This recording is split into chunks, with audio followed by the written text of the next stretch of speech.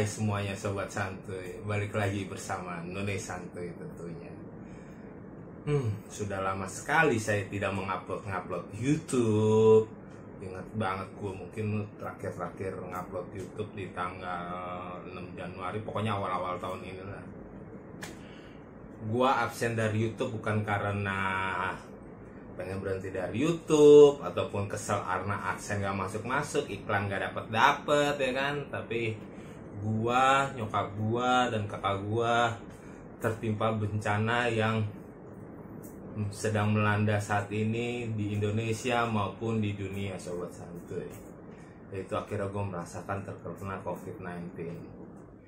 Video ini sedikit membuat awal cerita None Santuy comeback lagi dari masa istirahatnya terkena COVID-19 ke YouTube Sobat Santuy.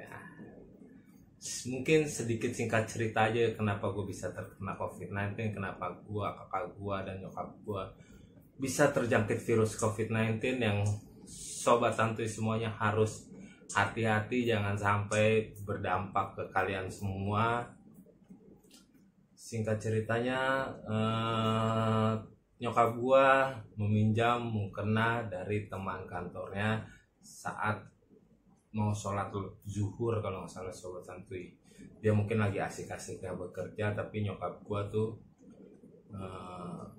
sedikit waktu zuhur kalau nggak salah udah pengen habis, udah jam 1:30 apa jam 1 jam 1 mah belum habis, 1:30 jam 2an lah gitulah. Nah, nyokap gue buru-buru mau menjalankan ibadah sholat zuhur dan ingin melanjutkan pekerjaannya kembali Sobat Santuy. Nah, jadilah nyokap gue minjem ke mukena temennya, karena temennya kebetulan baru selesai sholat ya Sobat Santuy. Nah, Sobat Santuy, dari situ nyokap gue kan gak ada pikiran negatif apa-apa, gak punya feeling apa-apa ya. Minjem mukena aja, namanya juga buru-buru kan, pengen melaksanakan ibadah ya, sampai nggak ada yang mau kan juga ketularan gitu. Akhirnya besokannya temen nyokap gue tuh nggak masuk, katanya badannya meriang-meriang ya segala macem lah itulah. Singkat cerita, nyokap gue pun berdampak dari temennya itu nggak langsung sehari 2 hari, bisa hitung jarinya 3 hari 4 harian lah Sobat Santuy. Nyokap gue baru mulai merasa badannya kurang enak. Misalkan waktu itu kan hari Selasa kalau salah, nyokap gue tuh baru parah-parahnya hari Jumatnya kalau nggak salah Sobat Santuy, Jumatnya. Nah, Jumatnya kirain meriang biasa, nggak enak badan biasa. Besokannya nyokap gue ajak beserta kakak gua untuk melakukan tes COVID-19 dan ternyata hasilnya positif. Begitu juga gua dan kakak gua dites, di swab. Kok di swab? Iya dites lah. Di swab bener. Nah, terus di swab nyokap gua positif, gua dan kakak gua masih negatif. Begitulah, akhirnya besokannya tuh ingat banget gua hari Minggu kalau nggak salah, masih hari Minggu, karena nyokap gua ditesnya hari Sabtunya.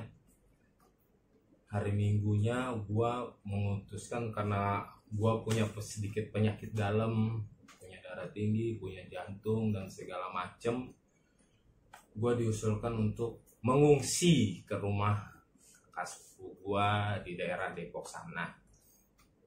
Nah, karena nyokap gua dan kakak gua takut gua ketularan, kalau gua ketularan katanya tuh takutnya bahaya. Padahal gua udah negatif juga kan pas di tes pertama. Sampailah gua di rumah kakak sepupu gua di Depok, dan pas nyampe di sana gua disuruh di tes swab lagi, PCR lagi. Hasilnya pun sama, negatif Sobat Santuy. Gua nggak langsung ketularan dari nyokap gua, begitu juga kakak gua. Sementara itu nyokap gua masih dirawat di rumah, dan sampai menunggu berjalan waktu kakak gua yang ngelayanin karena gua belum bisa ngelayanin. Sampai pada akhirnya nyokap gua tiba-tiba oksinya drop.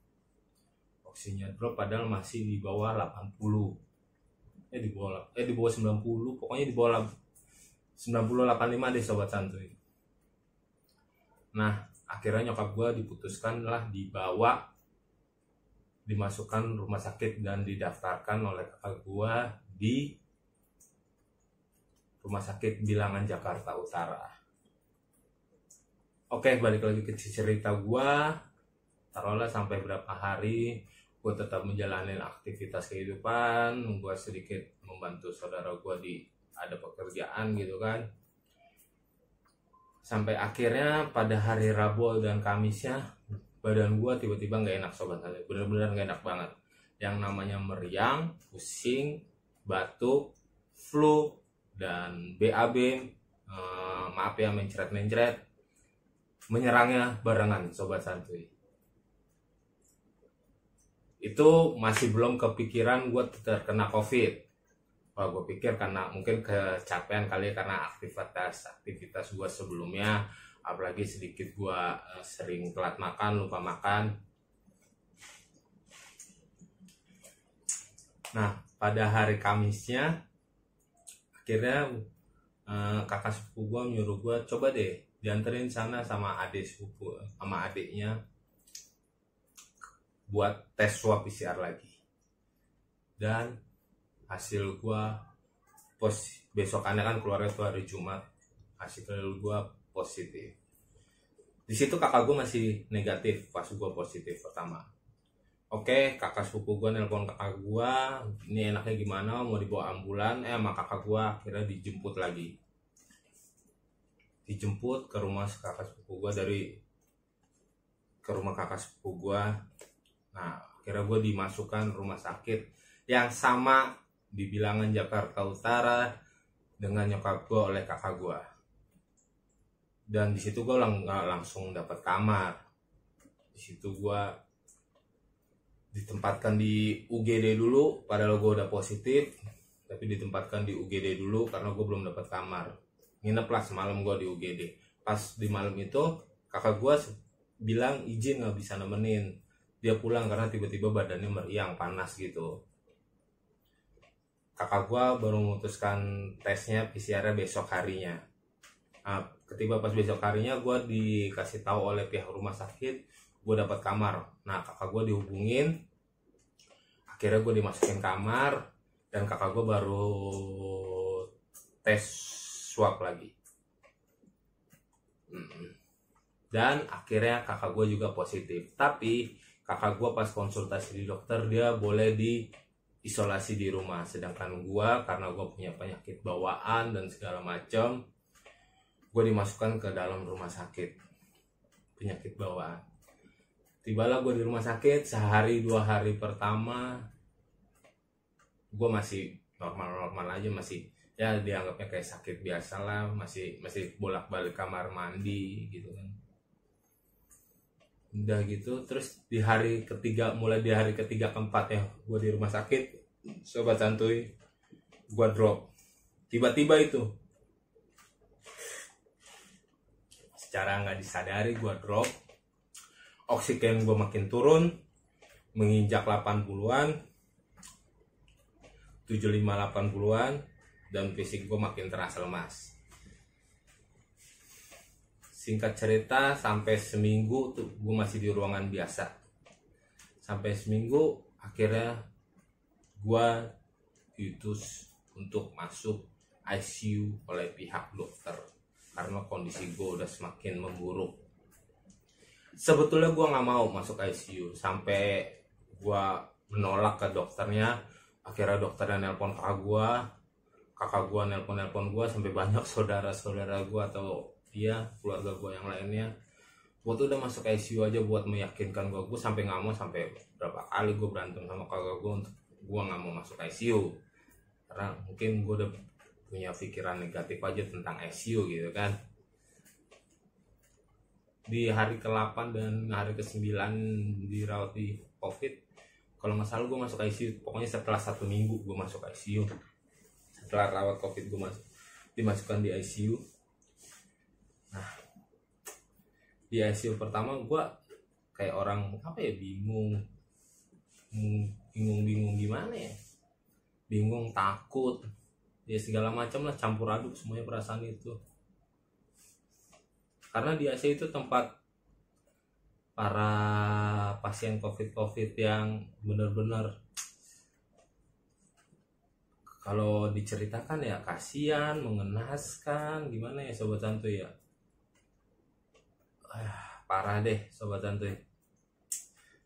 Bahkan sampai di hari gue di ICU tuh seminggu pertama di ICU bener-bener kayak sadar nggak sadar gitu, kayak bener-bener kayak orang linglung. Oh ya, soalnya terus kenapa gue nggak dimasukin ICU, bisa dimasukin ICU juga. Pertamanya kan kondisi gue baik nih sobat santuy, tapi lama kelamaan tuh kondisi gue makin drop, gara-gara mungkin karena gue makannya nggak teratur sobat santuy. Sama kayak makan sengaja gue jatain, makan kali ini gue 3 suap aja deh, makan kali ini gue 5 suap aja deh. Padahal kalau buat COVID itu kan nggak boleh sobat santuy. Imun gue jadinya bisa makin drop tuh gara-gara begituan aja, gara-gara nggak mau makan. Begitu sobat santuy. Jadi kalau jangan meremehkan pola makan kalian di saat COVID begini sobat santuy, bahaya banget dah. Oke, balik lagi cerita gue di ICU. Ya, di cerita ICU akhirnya gue sempat makannya masih sedikit, dikasih makan masih nggak habis. Gua tipe orang yang kena COVID masih bisa ngerasain makanan, masih bisa ngerasain penciuman. Dan itu kalau kata orang-orang, kata dokternya juga ya sobat santuy, malah itu yang bisa bahaya terkena COVID-nya, karena mungkin bisa lama terkena COVID-nya, waktunya ya sobat santuy. Dan bener aja, gua total keseluruhan kena COVID sebulan setengah, mungkin 3 minggu mau sebulan gua di ICU karena kondisi gua parah banget. Baru sisanya gua menjalani di ruangan biasa kembali. Balik lagi di cerita gua ICU sobat santuy. Cerita gua di ICU tuh bener-bener mengenaskan sekali. Sehari pokoknya ada yang meninggal dunia, bahkan sehari ada yang 3 kali meninggal dunia. Gua tuh kalau pas udah masuk ICU, gua BAB dan buang air kecil di atas kasur. Mungkin sebelum masuk ICU gue juga udah dilarang sih buat buang air kecil bolak-balik di atas kasur, tapi BAB gue masih mau di kamar mandi karena gue saking bandelnya itu. Gue ke kamar mandi terus buat buang air besar. Tapi pas di ICU gue bener-bener buang air besar aja di atas kasur, diguling-gulingin, dan di situ napas gue udah ngap banget sobat santuy. Oksigen gue kalau mau tahu sobat santuy sering sekali di bawah 50 saat buang air besar. Jangan anggap remeh oksigen itu sobat santuy. Bahkan mungkin gue sebentar lagi tuh sebentar lagi tuh yang pingsan, yang dimasukin selang dalam mulut, yang dikasih makan doang. Tapi alhamdulillahnya gue nggak sampai kayak gitu. Gue udah pakai alat bantu pernapasan yang pakai selang pertama kecil tuh. Pertama masuk gue masih pakai selang kecil sobat santuy. Tapi pas kelamaan akhirnya gue udah dipasang oksigen yang kayak begini. Mungkin nanti bisa kalian lihat di cover depan sobat santuy, di thumbnail gue ada tuh alat bantu pernapasan gue, alat bantu deteksi jantung, alat bantu deteksi darah tinggi gue, karena gue bilang tadi gue punya beberapa penyakit dalam. Lama kelamaan kondisi gue makin drop, mungkin karena gue banyak pikiran gue tersalurkan ke nyokap gue yang terkena COVID juga, yang akhirnya ditambah gue nggak mau makan, imun gue turun drastis sampai berak semuanya di kasur, pipis juga cuma melalui kasur pakai pispot. Wah udahlah, sakit sekali pas dipasang pispot juga sobat santuy. Gue kedua kalinya akhirnya sakit parah dipasang pispot. Gua juga bawaan otot jantung sobat santuy. Jadi wah parah banget dah gue, sampai sebulan setengah gue, bener-bener sebulan setengah gue dirawat karena COVID-19. Oke, sampailah di minggu-minggu terakhir gue udah sering-sering mau makan, gue udah seneng ditemenin nyokap gue. Malam gue di ICU juga nggak pernah tidur, baru tidur tuh inget banget gue habis subuh, habis ya setengah 5, jam 5 gue baru tidur. Pagi gue baru tidur. Kalau malam hampir tiap malam ngeliat banyak orang yang meninggal. Jadi bener-bener sobat santuy jangan meremehkan yang namanya COVID-19 ya sobat santuy. Akhirnya di ruang ICU gue udah mulai, pikiran gue udah mulai membaik. Gue nggak tahu kenapa tuh, mungkin karena gue sering pikiran bisa membaik kayak gitu. Alhamdulillahnya udah mau sering mau makan, jadi terima kasih. Oh ya, gue mau mengucapkan juga terima kasih buat teman-teman gue, keluarga gue yang udah mengirimi gue makanan, memberi support, ada yang memberi nominal. Terima kasih semuanya. Kalian sangat membantu, mensupport saya di kehidupan yang sekarang saya jalani ini. Jadi saya sekarang bisa bangkit. Akhirnya saya bisa kembali lagi ke YouTube. Benar-benar masa yang parah.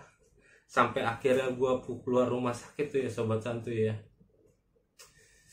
Gue sebetulnya masih nggak boleh pulang sobat santuy, karena oksigen gue masih, oksigen dalam tubuh gue, masih belum stabil.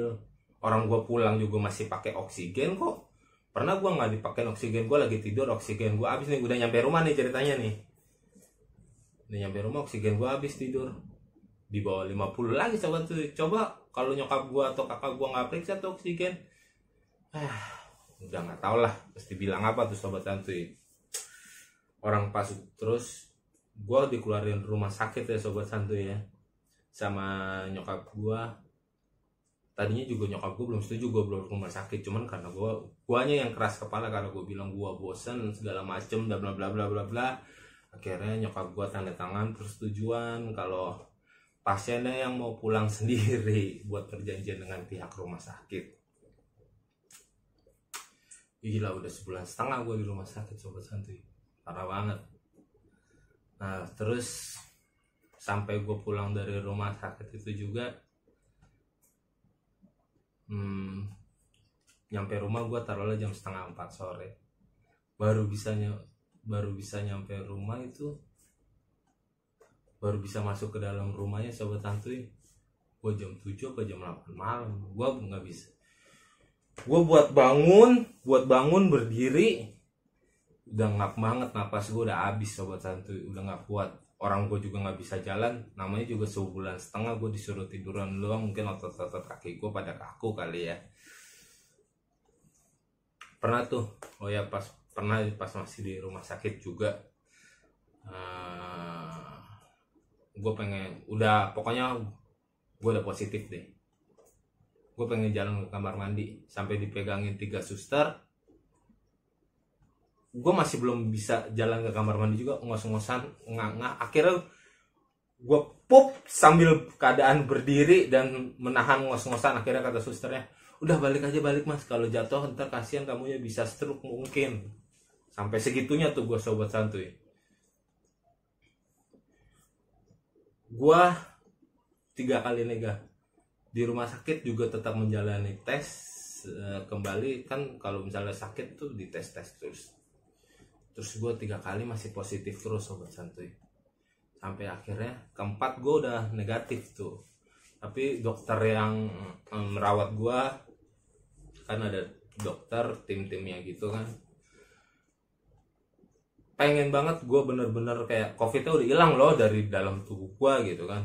Sampai akhirnya gue menjalani 5 kali tes sobat santuy, baru bener-bener gue negatif, gue hilang nih, bener-bener gue ngerasain sendiri 5 kali tes. Jadi kalau hidung gue, mulut gue udah dicolok-colok tuh,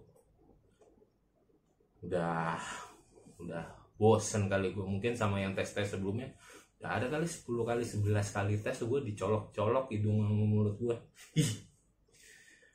Parah.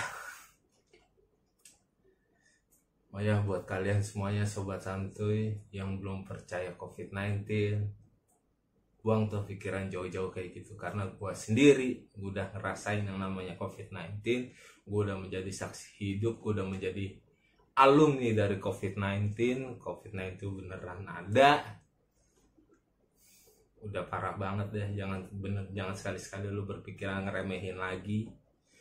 Dan terima kasih buat pemerintah yang udah membantu gua dalam biaya COVID-19. Walaupun karena gua udah parah banget ya, mungkin sedikit lagi gua koma tuh. Gua udah sampai masuk ICU. Biaya gua kalau di total tuh hampir bisa beli mobil khusus gue dong ya, kalau yang ditanggung sama pemerintah ya. Mobil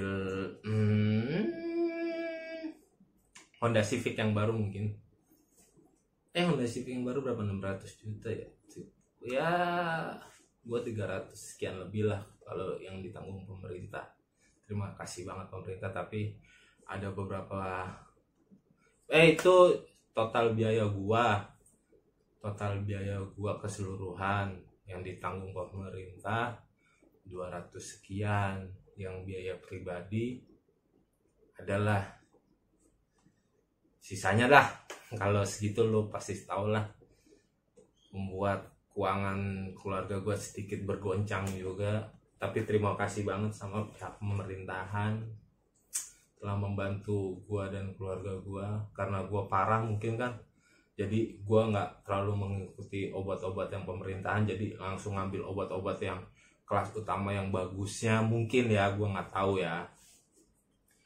Nah pokoknya kayak gitu. Jadi gue sedikit ada tambahan biaya, dan tambahan biayanya benar-benar untuk tambahan biaya gue yang pribadi gue keluarkan selama COVID-19 sendiri. Untuk gue sendiri hampir menginjak 3 digit juga. Itu untuk gue sendiri, belum ya kalau digabung dengan nyokap gue gitu. Sobat santuy semuanya. Jadi buat sobat santuy semuanya, jangan sekali-sekalinya meremehkan COVID-19 ini. Oke? Dengan munculnya video ini, dengan gua uploadnya video ini, menandakan Nunui Santuy is back. Oh ya sobat santuy semuanya, sampai sekarang juga kondisi gua sebetulnya belum 100% pulih. Masih ada nyesak-nyesaknya. Kalau kata dokter tuh fase pemulihan ini bisa 3 bulan, bisa 6 bulan, bahkan mungkin ada yang setahun. Tergantung karena penyakit bawaan si orangnya juga. Kalau kata dokternya begitu, karena penyakit bawaan gue yang banyak. Gue udah keluar rumah sakit nih kurang lebih 3 bulan lah. 3 bulan lebih sedikit. Tapi kondisi gue masih, dada gue masih suka nyesak, napas gue masih suka ngap. Tapi ya begitulah, makanya ingat, jangan meremehkan COVID-19, karena COVID-19 itu beneran ada. Nunui Santuy is back. Bye bye.